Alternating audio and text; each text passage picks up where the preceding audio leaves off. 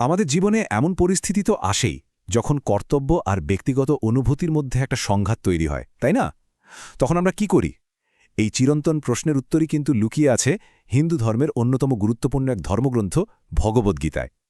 এটা আসলে শুধু একটা ধর্মগ্রন্থ নয়, এটা জীবন, নৈতিকতা আর সঠিক পথ নিয়ে এক গভীর সংলাপ। চলুন এই অসাধারণ সংলাপের গভীরে যাওয়া যাক। তো গল্পটা শুরুই হচ্ছে একটা খুব বড় প্রশ্ন দিয়ে। যখন কর্তব্য পালন করাটা খুব কঠিন হয়ে দাঁড়ায়, যখন ঠিক বা ভুলের মধ্যে পার্থক্য করা প্রায় অসম্ভব মনে হয়, তখন আসল পথটা কি?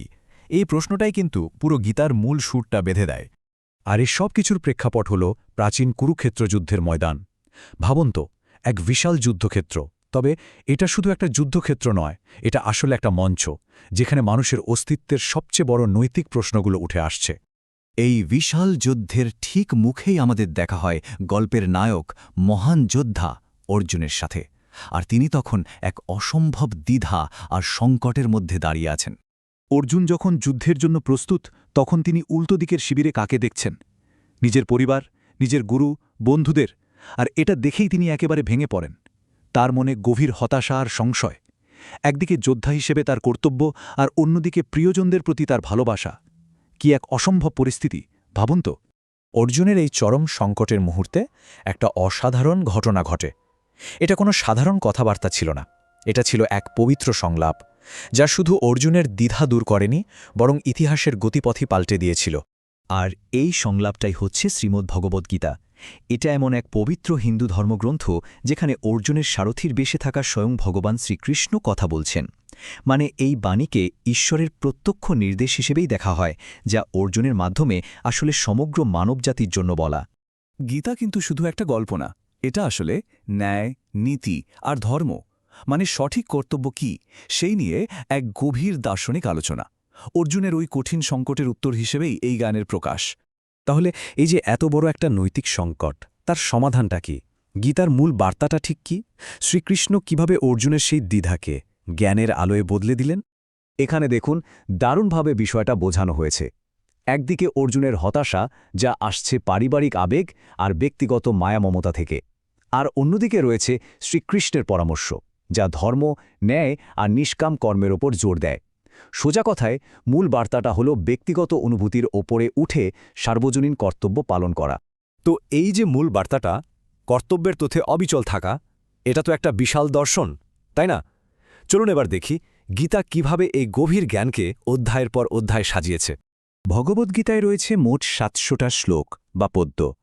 আর প্রত্যেকটা শ্লোকই কিন্তু এক একটা সূত্রের মতো, যা কর্ম, জ্ঞান আর ভক্তির মতো গভীর বিষয়গুলোকে নিজের মধ্যে ধরে রেখেছে। এই ৭০০টা শ্লোককে ভাগ করা হয়েছে ১৮টা অধ্যায়। আর মজার ব্যাপার হল, প্রত্যেকটা অধ্যায়কে বলা হয় যোগ। এখন যোগ মানে কিন্তু শুধু শরীর চর্চা নয়, এর আসল মানে হল মিলন বা পথ। গীতার প্রত্যেকটা অধ্যায় আসলে ঈশ্বরের সাথে যুক্ত হওয়ার এক একটা আলাদা পথ দেখায়। এই ১৮টা অধ্যায়কে একটা যাত্রার মতো ভাবতে পারেন। শুরুটা হচ্ছে অর্জুন বিষাদযোগ বা অর্জুনের সংকট দিয়ে, আর শেষ হচ্ছে মোক্ষযোগ বা মুক্তির পথে। আর এর মাঝেই আমরা কর্মযোগ, মানে ফলের আশা না করে কাজ করা, জ্ঞানযোগ, মানে তত্ত্বজ্ঞানের মাধ্যমে সত্যকে জানা, আর ভক্তিযোগ, মানে ঈশ্বরের প্রতি নিজেকে সঁপে দেওয়া, এইসব বিভিন্ন পথের সঙ্গে পরিচিত হই। প্রত্যেকটা অধ্যায়ই জীবনের এক একটা দিককে নতুনভাবে চেনায়।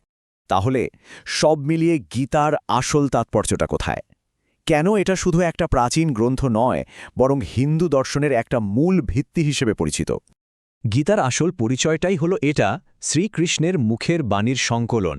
আর ঠিক এই কারণেই এটাকে শুধু একটা দর্শন বা ফিলসফির বই হিসেবে দেখা হয় না, বরং ঈশ্বরের প্রত্যক্ষ নির্দেশ এবং হিন্দু বিশ্বাসের এক অটল ভিত্তি হিসেবে মানা হয়। আর গীতার এই যে মূল ভাবনাগুলো, যেমন কর্তব্য, কর্ম, আধ্যাত্মিকতা, এগুলো শতাব্দীর পর শতাব্দী ধরে মানুষের মনে গভীর ছাপ ফেলে আসছে। এটা এখন আর শুধু একটা বিশেষ ধর্মের গ্রন্থ নয়, বরং সারা পৃথিবীর দর্শনের একটা গুরুত্বপূর্ণ অংশ হয়ে উঠেছে। আর এটাই আমাদের শেষ প্রশ্নে নিয়ে আসে। আজকের এই জটিল জীবনে যখন আমরা কোনো নৈতিক সংকটে পড়ি, তখন আমাদের পথ দেখায় কে বা কি? গীতার হাজার হাজার বছরের পুরনো জ্ঞান কি আজও আমাদের কাজে লাগতে পারে? প্রশ্নটা রইল ভাবার জন্য।